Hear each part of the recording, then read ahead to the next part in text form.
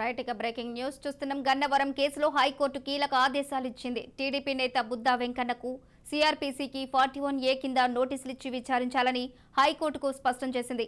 గన్నవరం సభలో వల్లభనేని వంశీ, కొడాలి నానిపై అనుచిత వ్యాఖ్యలు చేశారని బుద్దా వెంకన్నపై కేసు నమోదు చేశారు పోలీసులు.